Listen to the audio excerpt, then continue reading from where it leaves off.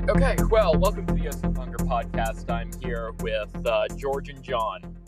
George from UK Defense Journal and John from Defense Geek. And of course, Osinttechnical as well. I think all of us are recovering a bit from New Year's right now. We are recording this on the 1st because we're very smart individuals, just very big brain.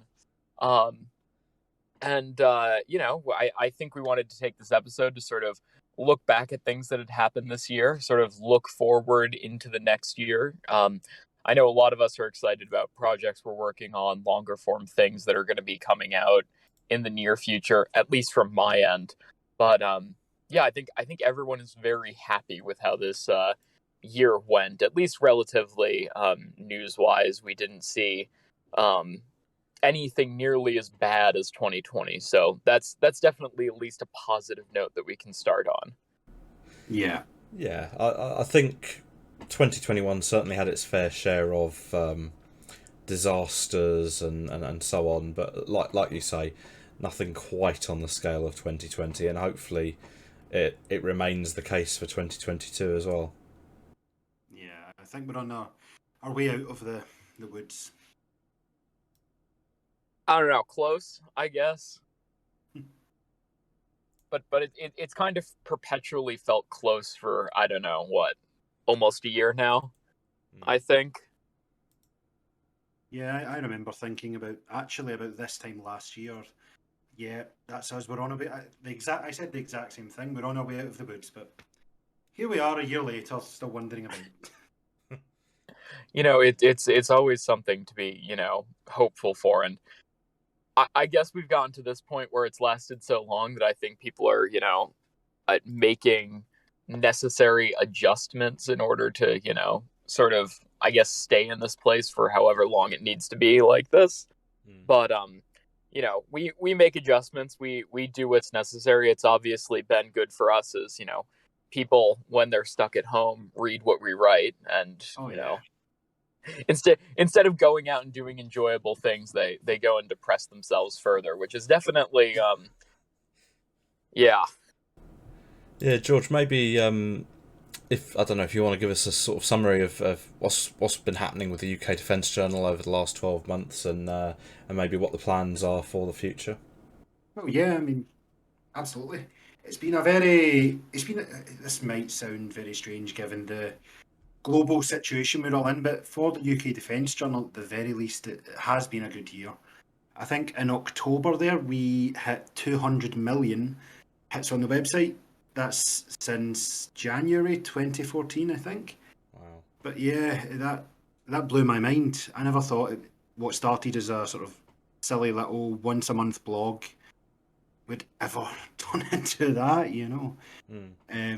I think the podcast itself has been doing quite well, if I recall correctly. What was the most recent number for your downloads? We just hit 250,000 lifetime of the podcast views. With a good chunk of them coming just from the last few episodes. So that's definitely also progress on our end. Yeah. But I think my favourite part of the year for the UK Defence Journal was the "Are you a 65,000-ton Royal Navy aircraft carrier?" tweet.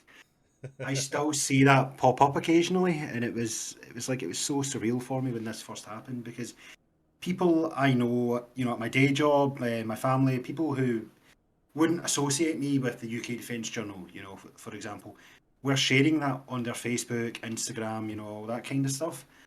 It was so weird.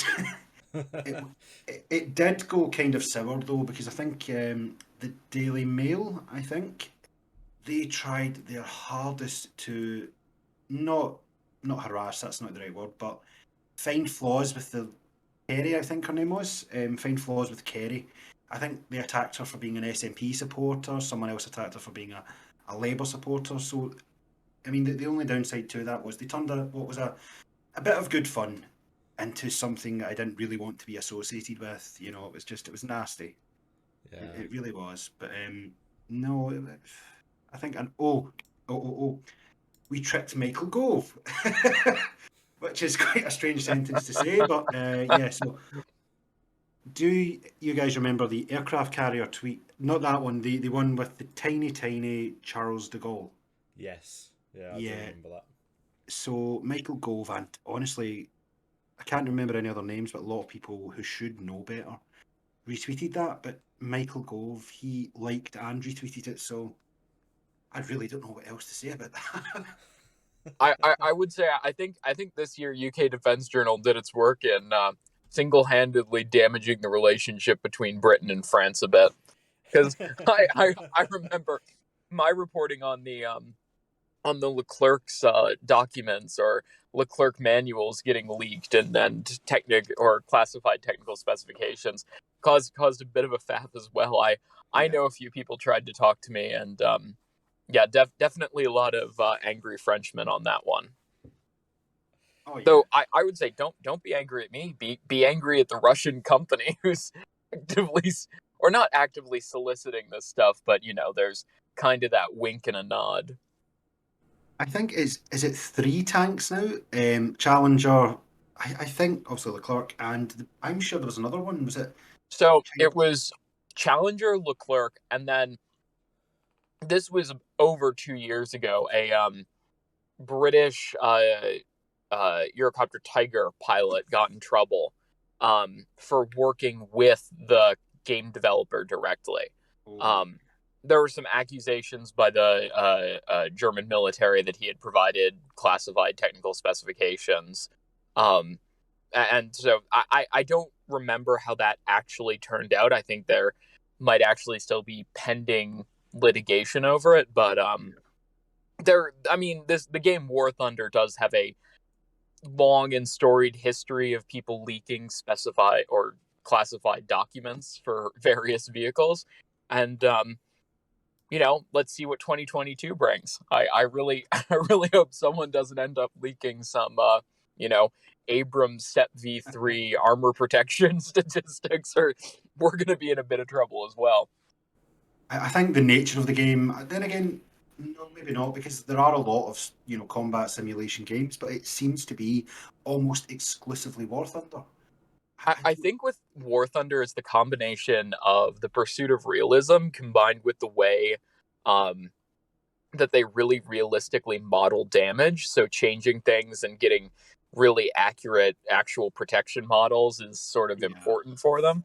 Um, and it just and then also the player base has a very high concentration of either former or current um, armored vehicle crew members. So you see something like that happen. yeah, because I've tried to play War Thunder. I think it was, if I remember correctly, this was a few years ago, and it's very arcadey. I know that since that there are simulation modes and various other modes that I have no recollection of the name of, but yeah, um, yeah, Yeah, it's a single-handed focus on the vehicle, so you know, very little on the cooperative side of things, but it's something we see. And I think it's fair to say that in the last year, it's not just sort of leaks to games that we've seen quite a lot of. We've seen quite a lot of military information leaked via social media, haven't we? Well, that's sort of the norm, I guess. Anytime people see something, a tank or an armored vehicle moving around, they'll snap a picture and post it online, Mm. especially on Twitter, and they'll leave geotagging on, or they'll write in the location of where it is, or they'll post it in a Telegram chat, and um stuff like that can be compiled and provides us with a fairly good view of what's going on around the world and pretty much anywhere. I mean, obviously, anytime there's either a rocket attack on central Israel by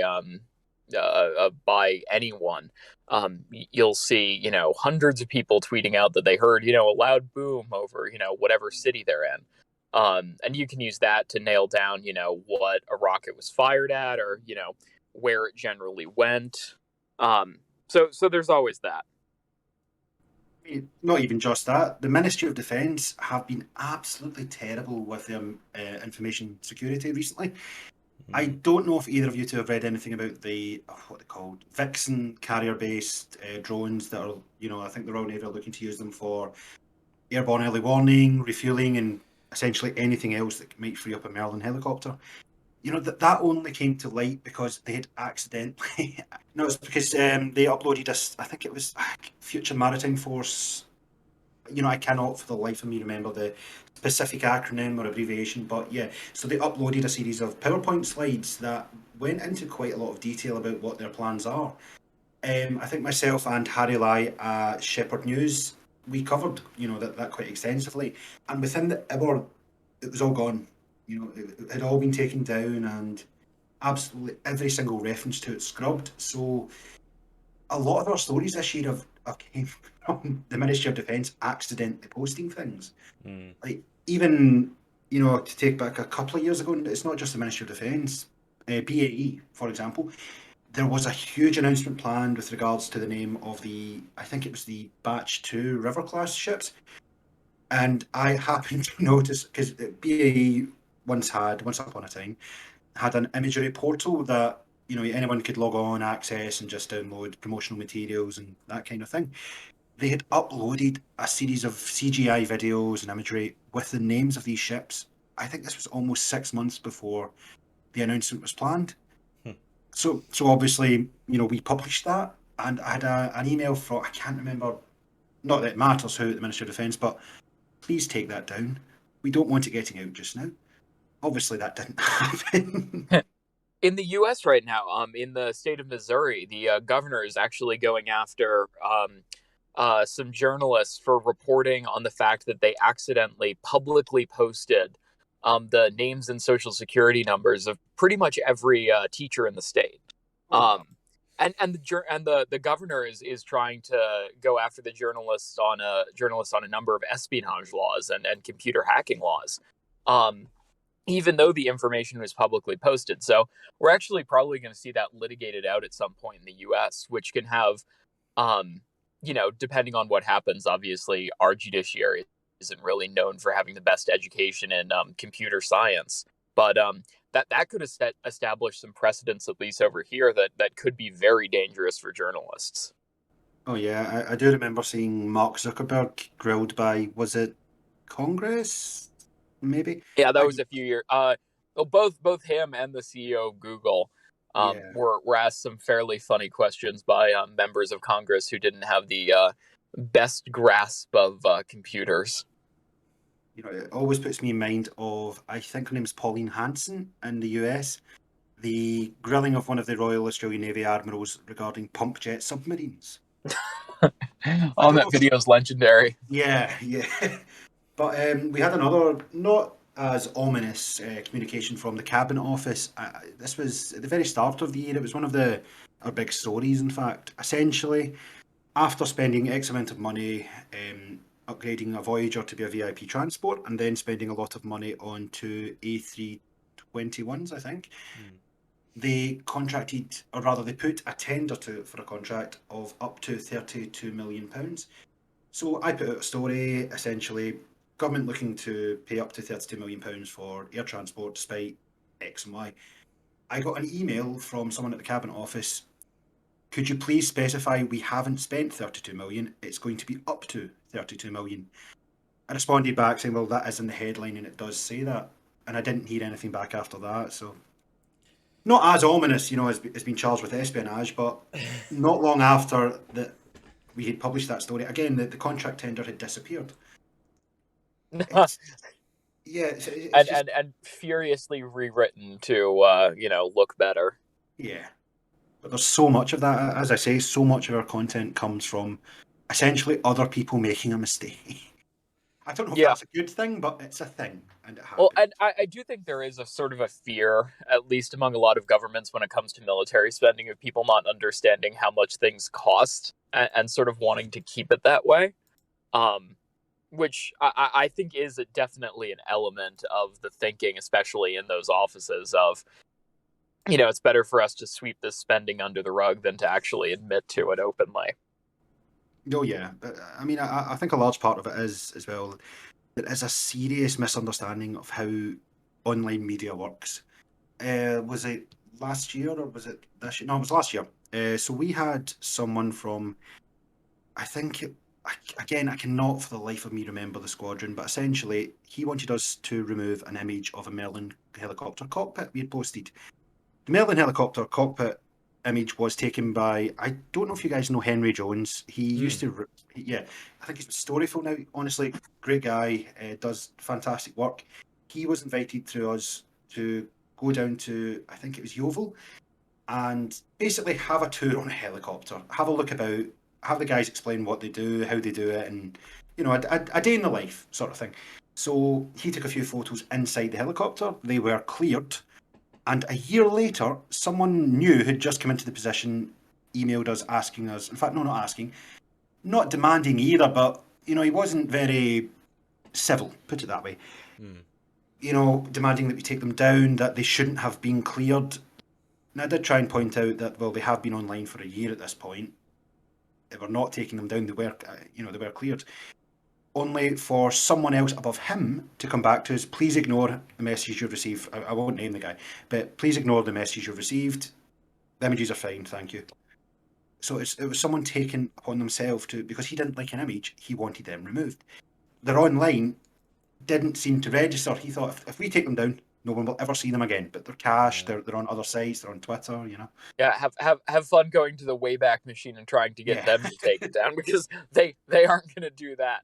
And I think that is something that comes from there's basically this gap in military leadership where a lot of sort of the younger members of leadership, junior officers, may not be as familiar sort of with procedure. But maybe more familiar with technology, and then older officers, your senior officials and senior government members are very familiar with procedure, but very unfamiliar with technology. And sort of you have this sort of space in the officer corps of a lot of mid-level officers that are both competent in procedure and have this competent understanding of technology, and those are the ones you typically want to deal with. Because they also have the authority sort of to overrule people who are being a bit stupid. In my experience dealing with US, I think it's DVIDs, the acronym. I cannot for the life of me understand what it is, but it's the US Military Defence Image Portal. Where the news stories, press releases, video, etc., is posted. Yeah. The UK has something very, very similar, but for about 2 months it didn't work. And I had to personally email individuals at the Ministry of Defence to ask them to send me a zip file with a photo or a video in it. So it could be an embargoed story, it could be breaking news. I would have to wait about 12 hours, at the very least, sometimes 2 or 3 days, just to get an image to illustrate it. And it is night and day compared to how the US does it and how the UK does it. The British Armed Forces, many at lower, sort of younger levels, are trying so hard to push messages, but they're met with a resistance almost. A lot of people seem to operate, a lot of the more senior personnel will say, operate on the more old-fashioned 9 o'clock news type thing. They don't really take into account online media. And I think the most perfect illustration of this was I think this was 2017, the F-35 taking off from Queen Elizabeth for the first time. Images were released. They were everywhere online. But the BBC had an exclusive, and it wasn't. I think this happened on a Wednesday, but we weren't to publish it until the Friday after the BBC had done it. It was ridiculous. We had so many emails, people saying, "Oh, but your colleagues at the BBC, they've spent a lot of money to come out here to film this," and I really couldn't get my head around that argument. Well, you invited them and not us. Why would I care how much of my money, more to the point, they have spent? Yeah. But no, it's to cut my point a little bit shorter than I suppose I'm rambling at this point.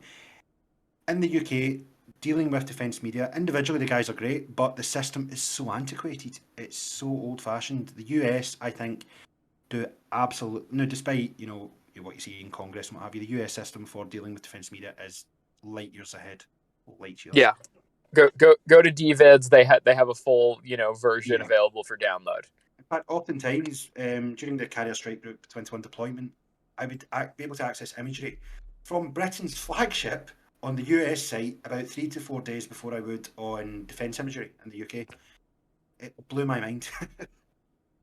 Yeah, well, granted, with those multinational exercises, it's frequently someone's going to post it first, and Yeah. It's usually interesting to see who does post it first. I remember there were joint, I believe it was Singapore, I believe Malaysia and the U.S. had or no, it was Singapore, Malaysia, and South Korea had a joint exercise, and the U.S. was involved as well, and of course, I believe it was Malaysia's military services that posted images before anyone else did. Um, so at least with multinational exercises, someone's gonna beat someone else to the punch and get images out early. But when dealing with that embargoes and especially just late content, it's sort of difficult to deal with. Yeah, it's also like this is purely my personal opinion, but it seems like so many things that, in my view, my very, I have no military experience whatsoever, so I could be talking nonsense, but I see a lot of posts that, in my opinion, I can't imagine doing much for things like recruitment or engagement. For example, about a week ago, we had an embargoed news story. Jensen, I don't know if you guys are familiar with Jensen Button. Of course we are. Yeah. Well, basically that he had wished the British Armed Forces Happy New Year. Now that was an embargoed news story. And with all due respect, who cares? But like there are so many things they do. I know their job is to be, to train and fight, etc., which must always take priority. But if they're going to try and do media engagement, they really have to do things that are engaging. For example, when I was at Dunoon, which is a small town near Glasgow on the coast in Scotland, there were a lot of low-flying Hercules and Atlas aircraft. Like I can imagine a tweet, like a video from one of those aircraft. What they guys do day to day when they're training would be so much more engaging than a Happy New Year message from Jensen Button. If you want to spread the message of what the armed forces do day to day, that kind of thing is what should be, in my opinion, what should be shared. But who am I? And that is one thing that I think the U.S. does do better. There is Yeah, a wholehearted focus on recruitment above all else, at least for a lot of public affairs individuals. And I do actually like to follow public affairs accounts for individual units and especially individual ships, because they frequently put out at least information a bit quicker because it's done at the unit PAO level, which is, again, more helpful and comes with a bit more detail. And, yeah. I've at least found it to be that. I think, in my own experience, the individual unit, ship, etc. accounts, especially on Twitter, are fantastic. It's when things start to move up the chain where things slow down. And honestly, I don't know what the solution to that could be. More authority to publish these things, but again, that's well above anything I have experience in. Yeah, I mean, it always could be worse. It could be a lot of European militaries who don't release information or pictures or videos until days or even weeks after an event happens. Yeah. Because I remember, I believe it was which European navy sent a ship to join CSG-21. I'm blanking on it right now. The Was it Netherlands, the Dutch. the Netherlands? Because I remember we were seeing imagery coming. Basically, images would get released by various CSG-21 related accounts. The US, the UK, MOD and stuff, and then the Netherlands would be like a week later releasing the same images. Yeah, And one thing in the defence of the Netherlands, though, there was a photographer on the Everson, I think the name of the ship was, who would send us images. But yeah, they typically were stuff that had already been released, but he would do it daily. He was really trying, but again, I suppose he can only really publish what he's allowed to. So yeah, I guess, yeah, and I definitely think at some point, there is an advantage of larger publications that they're able to, work with the MOD and of course, the U.S. Department of Defense to actually, send people to chase after stories. yeah, That is an inherent advantage that they have that I don't, I don't think we'll ever be able to beat them on, just yeah. because, of course, they have massive newsrooms and they're able to do that. Um, but it highlights the importance of good public affairs outreach, um, because that is replacing that private organization, with something that, of course, everyone pays their taxes on.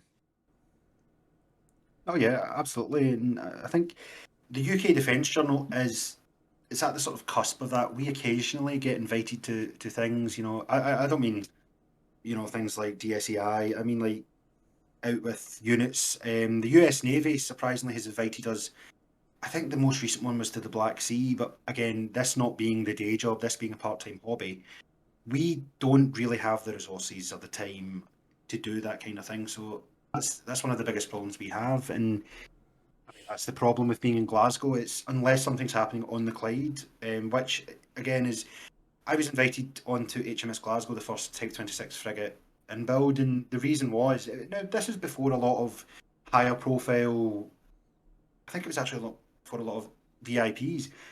The sole reason was I happened to live about 3 miles away and I post a lot about the ship. So they just wanted to bring me on and have a look about, but very few things are in Glasgow. Yeah.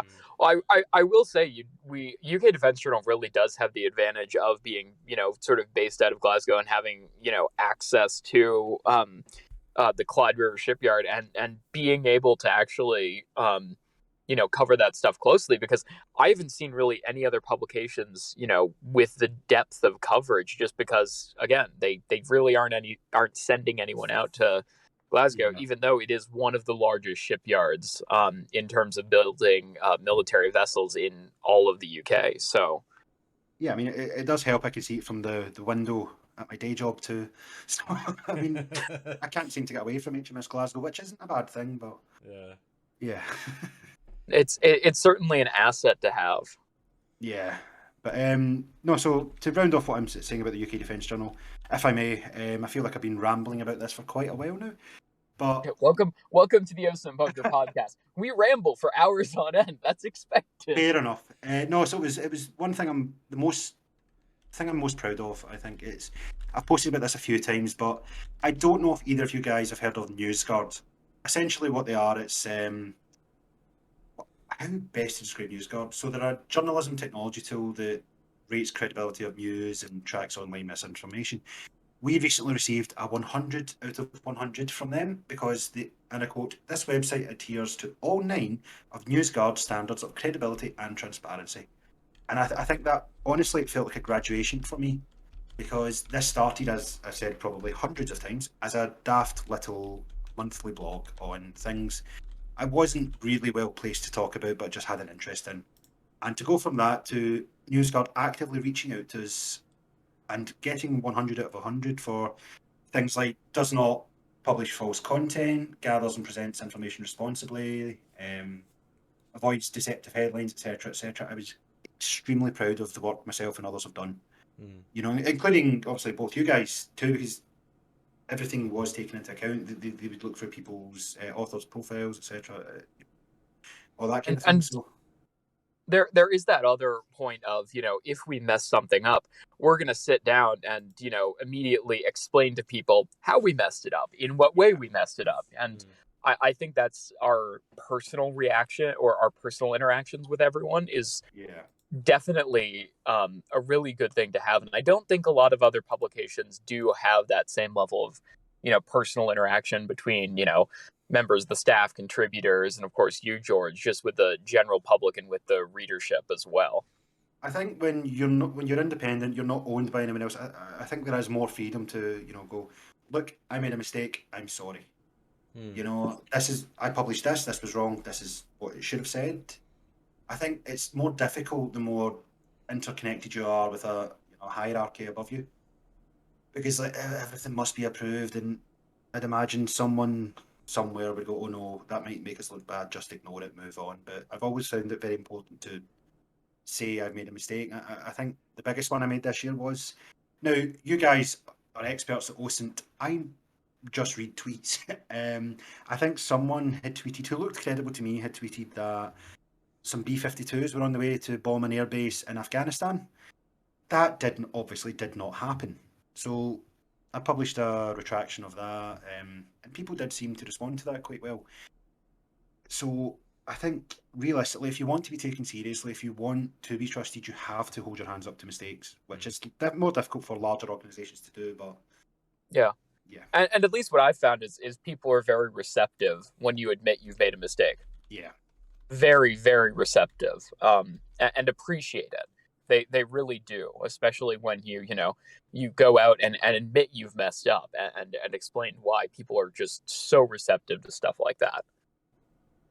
We have been trying a lot recently. So, as you guys know, there is a team of us. It's all volunteer. It's people contributing in their free time. But we are trying to move to a system now where someone else, regardless of whether it's me or written the article, someone else has to check it.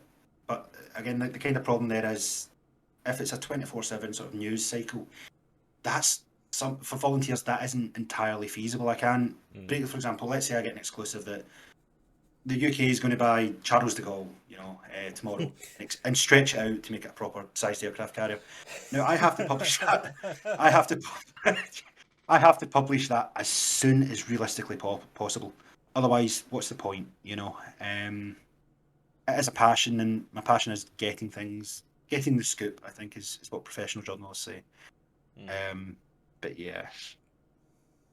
I know what the traditional process is, and you will typically run something through, multiple layers of editors, which can significantly slow down um the speed of actually getting a story out. I'm in a journalism school as well, and hearing stories from professional journalists, and hearing from being done with an article to 8 hours later you'll see it get Yeah. posted, or see it go live after it's gone through those multiple layers of editorialism.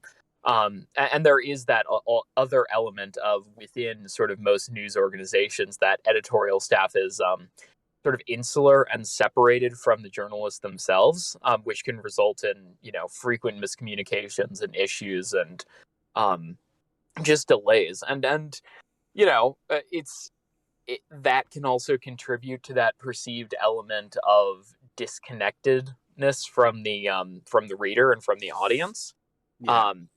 And it's that there's a reason people think that traditional media is less friendly, and there it's because it is less accessible. Well, I mean, on the flip side of that, a lot of well, not even just larger organisations, but a lot of similar organisations to the UK Defence Journal, maybe not similar in the way they're structured, but similar in what they cover. I think a lot of them are really trying to increase the speed at which they put items out. I won't name, the organisation I'm thinking of, but we have been having a lot of trouble with, let's say, for example, there was a parliamentary, evidence session last week.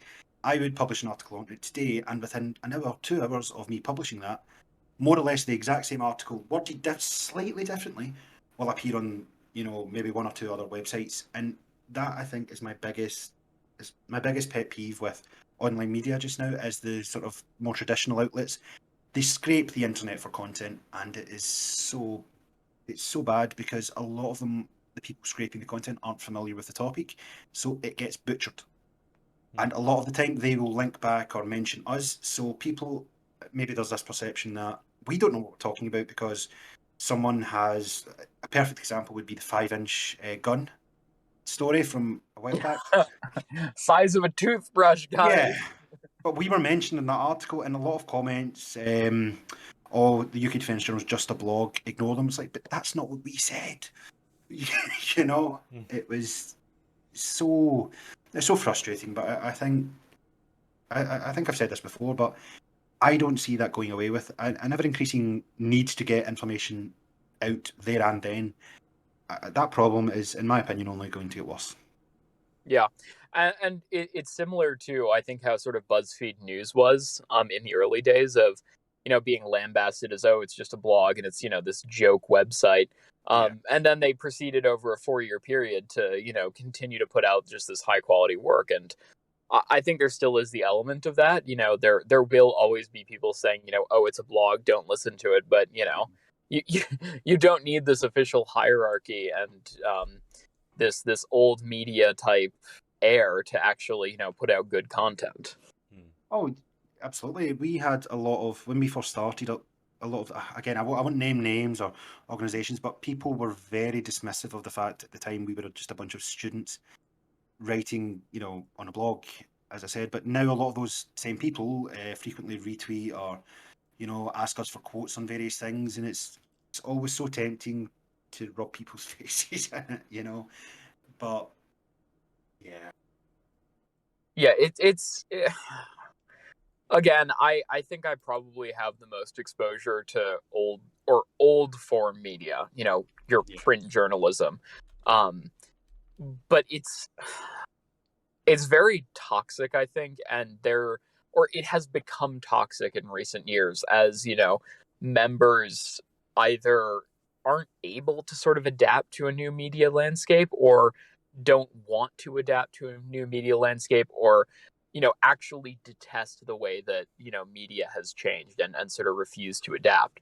And there are a lot of people like that, and they will be very vocal, and they'll say, well, oh, I wrote for X publication for 20 years and we did it this way. And yeah. I think there was just this sort of ingrained period of print journalism, um it's mostly turned over now, but there are still those voices that are out there and exist, and I think probably will for a while. But at this point, I think people have recognized that their media has changed. It's different. The biggest problem with that is though, and it's also the biggest problem and the biggest benefit. But anyone can publish news. I think the issues with that just now are the fact that, well, I think we see this constantly with COVID-19 misinformation. The fact people do not, I don't think, critically evaluate what they read online, and I No, think this, that is a yeah, huge issue. and I think this is one of the big problems with more of your sort of established tabloids, for example. Again, I won't name any names or anything like that, but so many of them are, and it's on purpose. And I feel confident enough to say that because I've been contacted by journalists from, again, no names, wanting me to give a quote saying a specific thing, which is so unethical. It blows it blows my mind every single time. And I say every single time because this isn't a rare occurrence. It's almost once a week, once every 2 weeks. There was a horrible, horrible picture of me in I think it was the Sun, the Express. So I'd published a series of tweets regarding defending The Rock, against the Spanish. It was hypothetical. It was more silly than anything. So the picture of me is captioned, me with my thumb up. Well, actually, I think it's the picture that I'm using. For those who can't see me, it's me with my thumb up, smiling. Yeah, so they published that with the caption, George Allison warned of heavy casualties. And it was just so. Uh, words can't describe how terrible that was to see. Yeah. Yeah. I believe I've only communicated with a single publication to refrain from using my work. Linking, embedding my tweets, using my Yeah. tweets in their articles, just because there was a track record of said unnamed publication of sort of using my contents to sort of, blow things out of proportion, especially, I think it actually was related to B-52s over Afghanistan. So it's something that you have to be super careful with. And there will always sort of be that clickbait element, especially if it Yeah. involves anything related to defense stuff or any ongoing event that sort of gains more of a wider understanding. Like I know Afghanistan got a lot of attention, but why didn't the Myanmar coup get more attention, and tabloids publishing stories about the horrific things that happened there? I just there definitely is an element of things hitting the wider culture and getting taken advantage of. I honestly see a lot of online, sorry, a lot of the online presence for a lot of tabloids. I see them on their way out. And I think paywalls, now I could be entirely wrong, but I see a paywall as a sign of something dying. If that makes any sense. It's 2020. No, it's not. It's 2022. If you want to read something that's paywalled, you're not going to pay. unless you particularly support this paper because probably your beliefs align with theirs, you're just going to Google it. You're going to read it somewhere else. You know. Yeah. And that's the thing. I don't really know how larger outlets can do anything but put up a paywall. But as I say, it signals to me that they're in trouble. And I think over the next 5-10 years, I think we're going to see a massive, we already are, a massive shake-up of the news landscape. I see it being more well-regarded blogs, volunteer efforts, and less, again, not naming any publications, but I think once people realise that misinformation, that's not fair, not misinformation. Let's just say not entirely true content published with a specific purpose. Once people become more aware of this, I honestly don't see most of these publications surviving. I really don't. But the question then becomes, how do you educate the public on the fact they're reading nonsense? Yeah. And I think another risk that we run into is, even though I will spend a lot of time bashing old media, their ability to do, deep dives and Oh yeah. investigative journalism is unparalleled. I mean, we rely on a lot of the content that they produce. Oh yes. I forget who it was that was on HMS Defender when the incident in the Black Sea happened, but they were from a traditional media outlet, and their reporting was very, very essential in a lot of the open source intelligence accounts, sort of corroborating Yeah. both Russian claims, Russian media claims, and actually, they had good quality footage of the incident. They had, good quality sound of the incident, and we were sort of able to use that footage and that sound and that reporting to assist our work. So there is that element of that traditional media sort of really helping. Um, Yeah.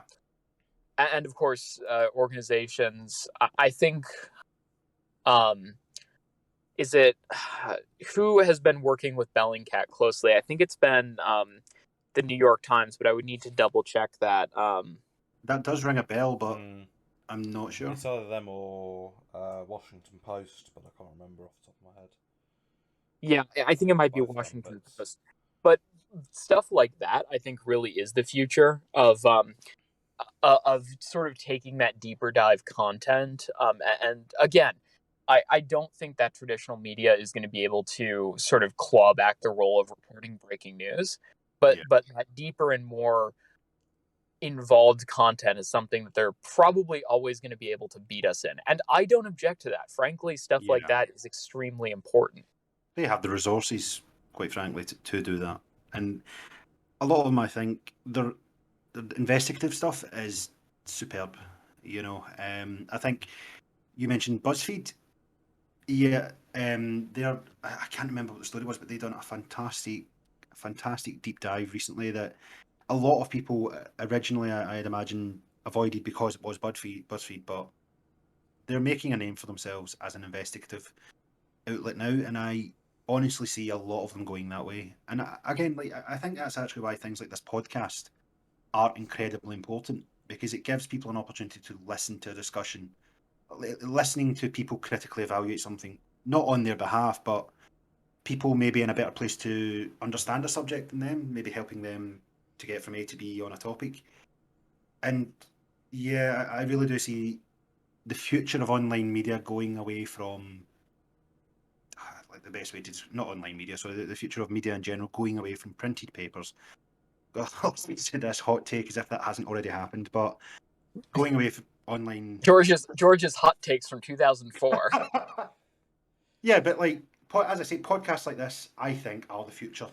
That's a very grand statement, but what is the future of this podcast specifically? We've spoken a lot about the UK Defence Journal. What are you guys planning on doing now? How has your year went? Yeah, I mean, so obviously, I'll let John do this. He's responsible for more of the organization than I am.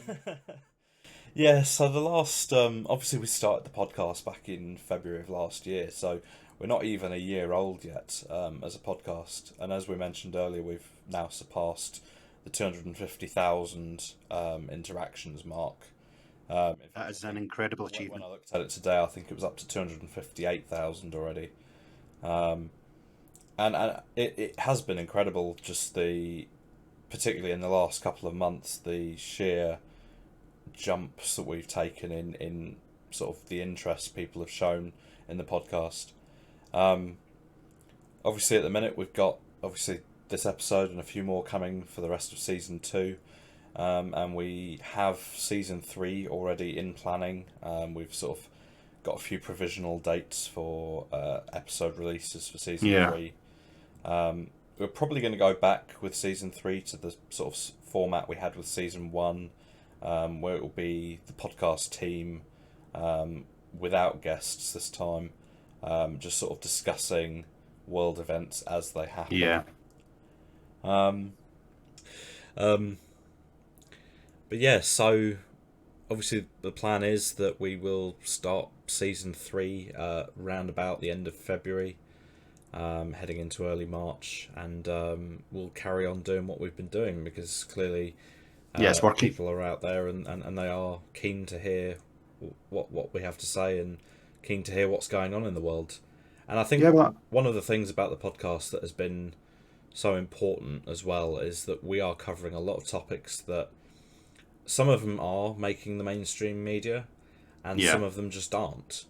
And it's good for people to be able to hear what else is going on in the world, because I think particularly with obviously the events of the last few years where we've been dealing with the coronavirus pandemic, a lot of sort of national media has been focused very much on what's going on in the country and not so much on what's going on around the world.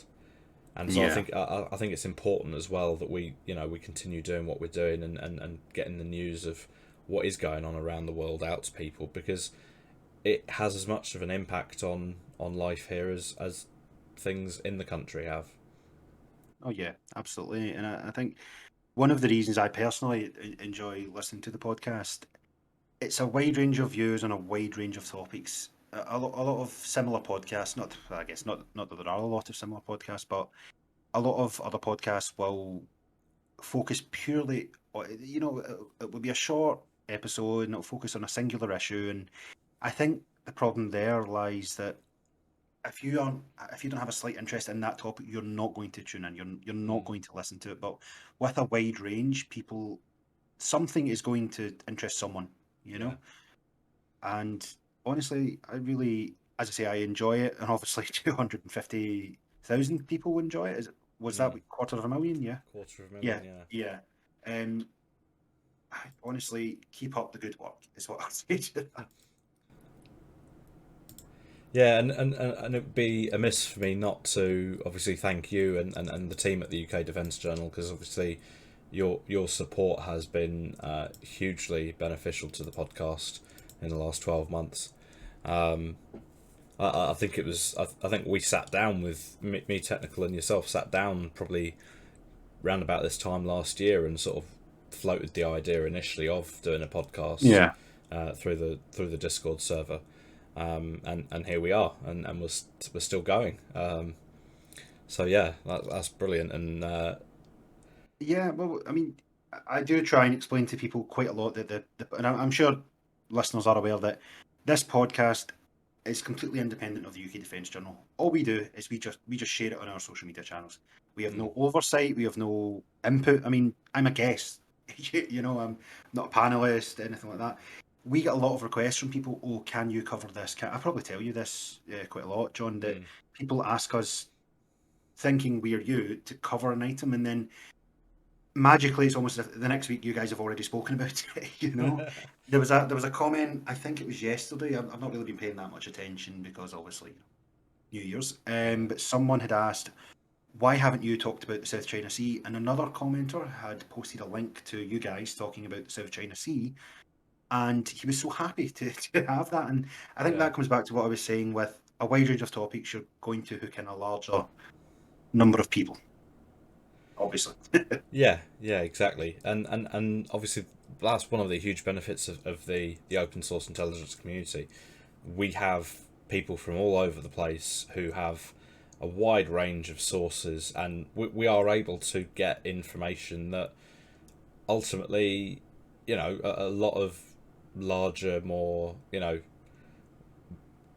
how do you put it? More established news Yeah, agencies yeah, would have to spend ridiculous quantities of money trying to get someone out there to interview people. And for us, because of the way we operate, it's sometimes it's as simple as a message on Telegram or a similar platform, and suddenly we have videos or we have yeah. photos of what's going on in different parts of the world, and we're able to work with that and obviously build our understanding of what's going on there. I think one of the benefits to what you guys do, especially through a podcast format, is there is this element with, again, I'm not going to, name any outlets or individuals, but a lot, as I mentioned before, a lot of outlets have their own biases. They have their own specific agendas, which isn't a secret. I mean, a lot of newspapers exist solely to serve a political aim. That's been true, I think, for however long we've had newspapers as Yeah, a civilization. But with a podcast, it's a very different thing because there is an element of trust. People trust that you guys know what you're talking about because they can hear you talk about these things. And I think you have a in the future you will have a greater responsibility than a lot of large established outlets simply due to that trust. It's yeah, people would rather talk to someone who isn't part of a big outlet like yeah. you guys. Yeah, So you, I completely yeah, agree. At the end of the day, the idea behind this podcast is to get the facts out there to yeah, people. We often will express our opinions on the podcast. We'll often write articles expressing our opinions on certain things. But at the end of the day, we provide people with the information. That's, yeah. at the end of the day, that is a large part of why we have our Twitter accounts. Um, and we share the information. We let people sort of make their own Yeah. decisions, their I, own understanding of the situation from what we are able to provide them with. I mean, I'm definitely prone to creating a narrative, um, just because I do that. But I definitely think our willingness to interact with people as well, even the people who disagree with us, Hmm. um, sort of generates that element of trust as well. I think I touched on this earlier on. I think you guys, your willingness to debate both sides of a point is so refreshing. I was listening to the last episode and it mentioned myself and the Ministry of Defence Carrier Strike Group 2022 tweet. Hmm. And they still haven't got back to me, by the way. Yeah, so I remember, I think, I can't remember who was talking about which point, but I heard it both ways too. So are they going to coordinate the deployment? Are they going to deploy together? Was it a mistake? It is nice and, as I say, refreshing to hear it debated rather than saying this is definitely going to happen and then just moving on. It Yeah. is refreshing to hear both sides of the point, I guess is what I'm saying. Yeah, and they're new. There is inherently news in conflict, just because that's how news works. It's not really news if there's only a single very easily understandable storyline. That's a blurb. That's for Reuters to write an 180 character tweet about and put it out. The what we get into is more the stuff where there actually is it's a confusing situation, and there we know there are multiple aspects to it and multiple views, and we try to adequately take those views. Hmm. And you do a good job. And I think the last 12 months, particularly since we started the podcast, we've had a lot to talk about, and it in some respects the way that 2021 panned out, with all sorts of situations: South China Sea, Ukraine and Russia, North Ukraine and Korea, Russia again. Israel and Iran. Um, I mean, we could practically list half the world if we sat down and thought back through everything that we've discussed. And it's like you say, it's helpful to have all of those things going on when we are making the podcast, because, as you say, it gives us plenty to talk about, and that's ultimately that's the thing. We always have plenty to talk about. I'm aware that we are sort of coming towards the end of this episode, so before we run out of time, I think maybe we should just sort of discuss maybe what we are expecting to see in the year to come, particularly sort of from an Osint perspective.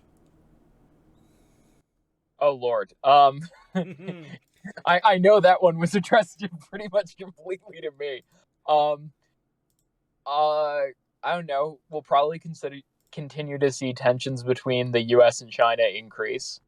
Um, I don't think I foresee China doing anything about Taiwan in the next year unless something happens between the U.S. and Russia, or unless something maybe erupts in the Gulf.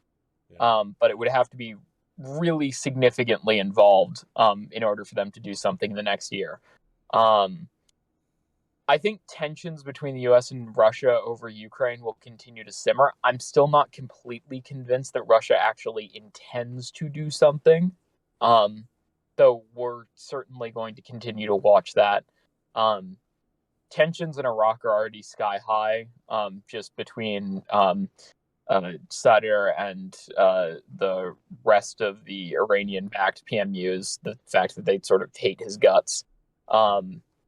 So that's certainly going to be an element of a lot of tensions. I think Iran is going to Iran continue to was, grow their nuclear program. Talked about that one a lot. And I think I we don't are think going to see Israel get to a point where they are going to have to act. I don't think they're at a point where they're ready to do that though, No, and I don't think they're going to get there. but I think they know it's more a matter of time rather than if. Yeah, no, certainly. I don't think 2022 is the year that it's going to happen. I don't think they have the resources yet to pull it off. And of course, we can't go on without mentioning Afghanistan. Obviously, the disaster that was in 2021, and it was I think it was a major focus point for us for quite a few episodes in the end. The nation is still in turmoil. I think it's fair to say that it hasn't fallen apart quite as quickly as I thought it might. The Taliban, to all intents and purposes, seem to be running the country in some way. Obviously, they're getting elation from the international community, particularly with regards to things like education for women and children, and rights and so on in that regard. I do kind of think that it's a ticking bomb. I think at some point we are going to see things just fall apart for the Taliban again, and whether that leads to full-on civil war or some other form of humanitarian disaster in Afghanistan, I think only time will tell. But I as I said in one of my articles for the UK Defence Journal, not too many months back, I do think we are going to see at some point in the next few years that NATO and the UN has to effectively turn around and say, no, okay, we need to go back in now and fix this. Yeah, I think I think at this point it depends really on how stable the Taliban government is. They obviously have now more open patrons in the Middle East between the UAE and Pakistan than they did before. I think they did learn something from 1998 and the chaos that followed. They have complete control over Afghanistan. That's something they've never had before. That's a big thing for them. They are not actively fighting a conflict against anyone, apart from ISIS-K, but that's more of a terror threat than anything for them, which is something that they've kind of dealt with. Obviously we're going to still continue to see a lot of violence, especially in eastern Afghanistan. But at this point, I think they're sort of keeping that under control. The main issue that we're going to see is potentially more violent groups use Afghanistan as sort of a home to plan and develop attacks.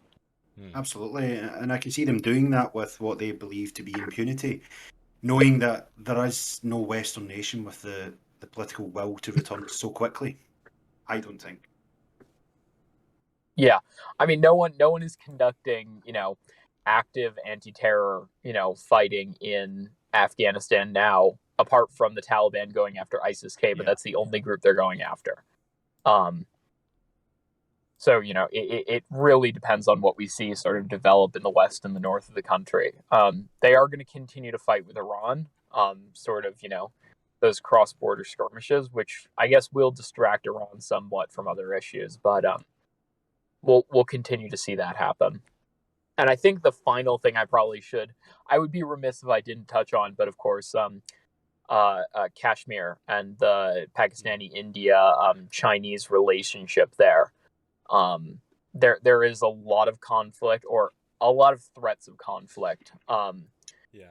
that are ongoing, and the tensions are or do remain very high. Pakistan just agreed to buy, I believe it was 18 J-10s from China in order to counter the Indian procurement of Rafales.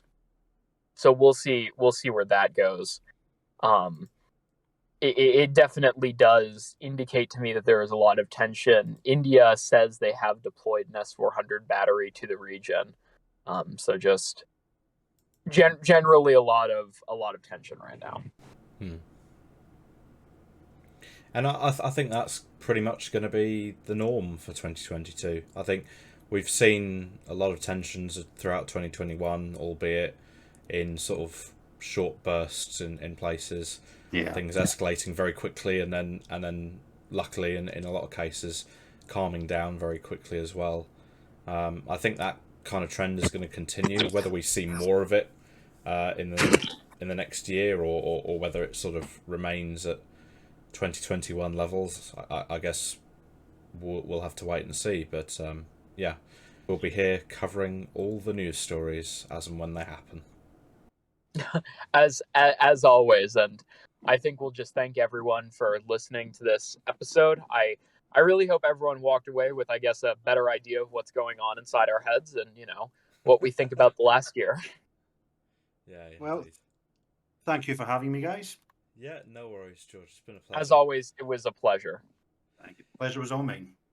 Take care, gentlemen. And don't forget, ladies and gentlemen, you can catch the Osint Bunker podcast via the rss.com downloads, or you can listen on Spotify, Apple Podcasts, Audible, and a host of other sites. So thank you very much for listening. This has been the Osint Bunker podcast, and we want to wish you all a happy new year.